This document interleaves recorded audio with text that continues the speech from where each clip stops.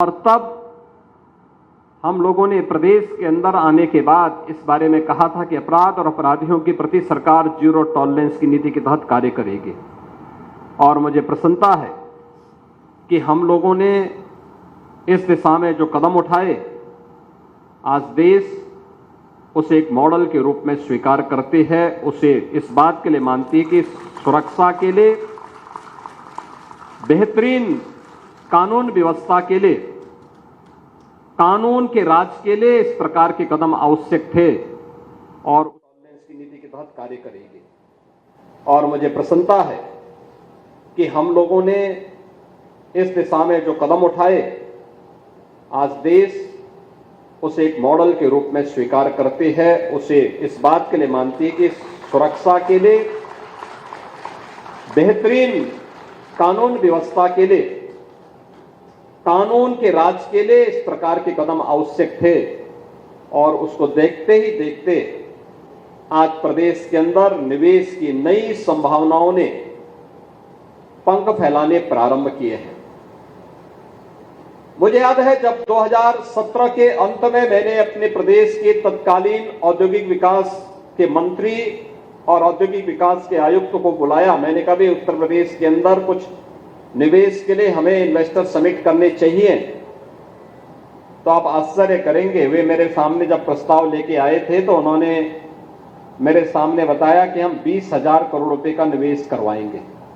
मैंने कहा भी इतनी बड़ी आबादी, 20,000 करोड़ का निवेश तो उत्तर प्रदेश के लिए ऊंट के मुंह में जीरा जैसा है। ये सब क्या मजाक कर रहे हैं? उन्होंने कहा साहब, हम लोग सार्वजनिक जीवन में लंबे समय से हैं। औद्योगिक विकास आयुक्त का मतलब चीफ सेक्रेटरी के बाद जो सबसे बड़ा प्रशासनिक अधिकारी होता है वह मान लिया जाए, और प्रदेश सरकार का कोई वरिष्ठ मंत्री जो औद्योगिक विकास मंत्री हो वह इस प्रकार की बातचीत करे। मैं बहुत चक्का, मैंने कहा कैसी बात आप कर रहे हैं? उन्होंने कहा नहीं, माहौल है, कोई नहीं आएगा। मैंने कहा हम प्रयास तो करें, और फिर हम लोगों ने प्रयास प्रारंभ किया। अभी जो हमारे इस क्षेत्र के लोकप्रिय विधायक योगेश शुक्ला जी जो कह रहे थे कि पहले इन्वेस्टर समिट में हमें 4 लाख करोड़ रुपए के प्रस्ताव प्राप्त हुए, लेकिन जब दूसरा इन्वेस्टर समिट फरवरी 2023 में हमने किया, ये 4 लाख से बढ़कर के 40 लाख तक पहुंच गया। 40 लाख करोड़ रुपए का निवेश। ये 40 लाख करोड़ रुपए का निवेश देश के अंदर इन्वेस्टर समिट कैसे होने चाहिए उनके लिए भी एक मानक बना। उत्तर प्रदेश में 40 लाख करोड़ का निवेश, पहले लोग वे मानते थे कि डाटा ही फेक है।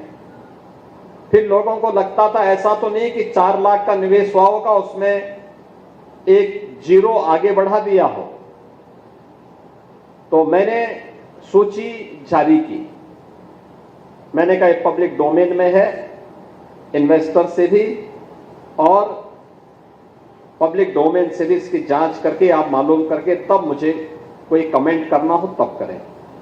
और उसके बाद 1 सप्ताह के बाद लोगों ने मुझे फोन करना शुरू किया कि साहब आपका बहुत सफलतम मॉडल था ये निवेश का, और इसीलिए निवेश छोटा हो या बड़ा, हमारे लिए केवल निवेश नहीं है, वह विकास का द्वार खोलता है। वह युवाओं की आकांक्षाओं को उड़ने के लिए एक नया पंख देता है, उन्हें रोजगार के साथ जोड़ता है। एक हॉस्पिटल केवल हॉस्पिटल नहीं होता है, वह सेवा का माध्यम तो है ही, लेकिन सेवा के साथ साथ ढेर सारे परिवारों की आजीविका का भी एक माध्यम बनता है। अपने घर के पास लोगों को रोजगार की संभावना मिले, इन संभावनाओं को भी आगे बढ़ाने का एक माध्यम बन मिलता है। और इसलिए मैं आज के इस अवसर पर डॉक्टर संदीप कपूर और उनकी पूरी टीम को इस बात के लिए बधाई दूंगा कि इन्वेस्टर समिट में जो उन्होंने एमओयू किया था 300 बेडेड का सुपर स्पेशलिटी हॉस्पिटल, वह आज उन्होंने बना करके तैयार किया, और आज मुझे इसके लोकार्पण के लिए आपके बीच में आने का अवसर प्राप्त हुआ है। यह सेवा का तो माध्यम है ही, लेकिन तमाम लोगों के लिए नर्सिंग क्षेत्र में बेटियों के लिए, पैरामेडिक्स के लिए, डॉक्टर्स के लिए एक प्लेटफॉर्म भी है अपने कैरियर को आगे बढ़ाने के लिए। रोजगार की संभावना, नौकरी की संभावना, हाउसकीपिंग स्टाफ में तमाम लोग रखे जाएंगे, जिन रखे गए होंगे, जो लोग यहां के माध्यम से अपने परिवार की आजीविका को सम्मानजनक ढंग से आगे बढ़ाने में जिन्हें मदद मिलेगी। और मेरा मानना है कि पिछले 10 वर्ष के अंदर स्वास्थ्य के क्षेत्र में बहुत परिवर्तन हुआ है। एक समय था जब हम लोग इस बात को मानते थे कि स्वास्थ्य के लिए आवश्यक होगा कि स्वास्थ्य की सेवा फ्री में होनी चाहिए। आज तो प्रधानमंत्री आयुष्मान भारत की योजना और मुख्यमंत्री आयुष्मान भारत की योजना, अकेले उत्तर प्रदेश में हम लोगों ने 5 करोड़ 11 लाख लोगों को गोल्डन कार्ड जारी किए हैं, जो लोग 5 लाख रुपए की स्वास्थ्य की सेवा किसी भी इम्पैनल्ड हॉस्पिटल में जाकर के ले सकते हैं, कोई उन्हें दिक्कत नहीं। हम लोगों ने राज्य सरकार के स्वास्थ्य के केंद्रों को भी उनके सुदृढ़ीकरण के दिशा में कदम बढ़ाए हैं। लखनऊ में एसजीपीजीआई, केजीएमयू और आरएमएल और अन्य हॉस्पिटल्स की सेवाओं में विस्तार किया गया, आधुनिक सुविधाएं वहां पर दी, लेकिन एक स्वस्थ प्रतिस्पर्धा बनी रहे, केवल सरकार पर ही लोगों की निर्भरता न रहे, बल्कि निजी क्षेत्र भी इसके लिए आगे आए। और जहां पर जो व्यक्ति यहां पर अपनी स्वास्थ्य की सेवा, अपना स्वास्थ्य लाभ प्राप्त करने के लिए वह उस धनराशि को वहन नहीं कर सकता, वहां सरकार उसके साथ खड़ी है। इसके लिए प्रधानमंत्री आयुष्मान भारत योजना प्रधानमंत्री मोदी जी ने देशवासियों को दिया है। हम इसके लिए मोदी जी का हृदय से आभार व्यक्त करते हैं। लेकिन बहुत सारे लोगों को हम लोगों ने राज्य से भी मुख्यमंत्री आयुष्मान भारत की योजना के साथ जोड़ा है, और मुख्यमंत्री जन आरोग्य योजना के साथ जोड़ने के साथ ही हमारे जनप्रतिनिधिगण या कोई पीड़ित स्वयं भी मुझे पत्र लिखता है कि मुझे उपचार करने के लिए मेरे पास और कोई माध्यम नहीं है, मुझे धनराशि चाहिए, तो मैं मुख्यमंत्री राहत कोष से भी उन्हें धनराशि उपलब्ध करवाता हूं। आप आश्चर्य करेंगे कि अब तक मैंने 1,88,000 लोगों को निःशुल्क स्वास्थ्य की सुविधा उपलब्ध कराने के लिए मुख्यमंत्री राहत कोष से धनराशि उपलब्ध करवाई है।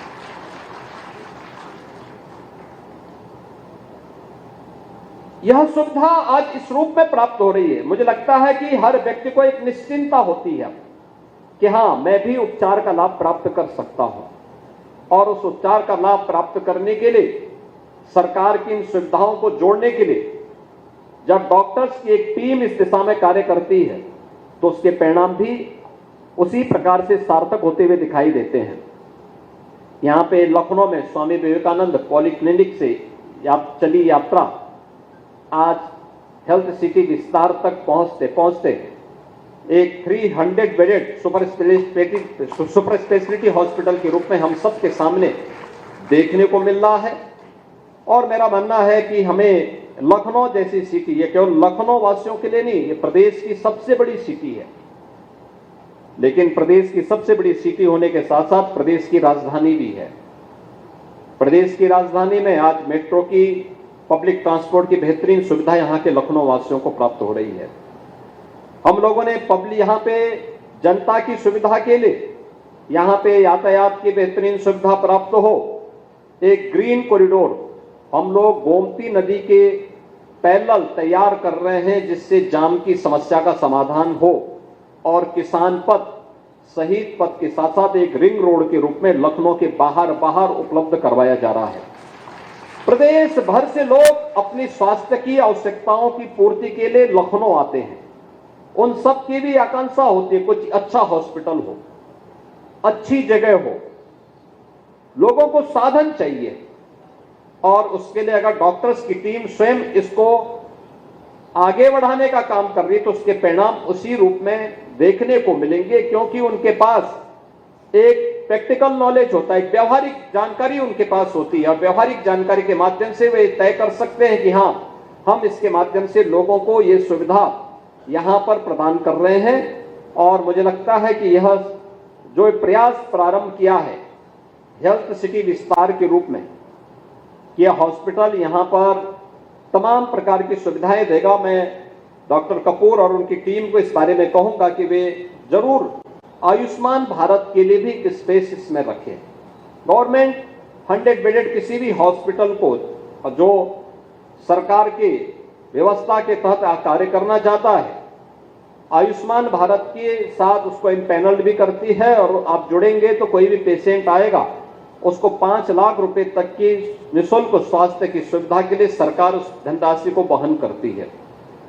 और यह 1 वर्ष के लिए, फिर उसके बाद अगले वर्ष फिर उसको हम 5 लाख की सुविधा उपलब्ध करवा देते हैं और इसमें विस्तार भी होने जा रहा है। साथ साथ अगर फिर भी पेशेंट के पास सुविधा नहीं है, गरीब है, तो मुख्यमंत्री राहत कोष से भी हम उसे धनराशि उपलब्ध करवाते हैं, क्योंकि हर व्यक्ति को स्वास्थ्य की सुविधा प्राप्त करने का अधिकार है।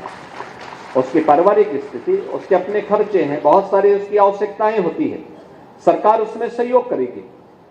तो आज ये स्वस्थ प्रतिस्पर्धा निजी क्षेत्र को भी और सरकारी क्षेत्र में चलने वाले संस्थान मिलकर के कार्य करेंगे तो हम न केवल उत्तर प्रदेश बल्कि अगल बगल के राज्यों की आवश्यकताओं की, स्वास्थ्य क्षेत्र की उनकी आवश्यकताओं की पूर्ति करने में हमें सफलता प्राप्त होगी।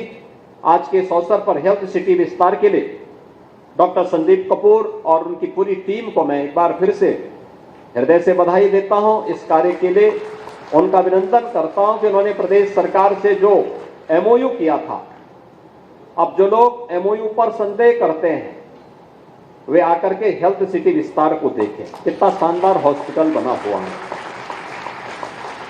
ऐसे ही अनेक इन्वेस्टर अपना इन्वेस्टमेंट करके आज उसमें प्रोडक्शन प्रारंभ कर चुके हैं। अलग अलग सेक्टर में विश्वविद्यालय निजी क्षेत्र में बन रहे हैं।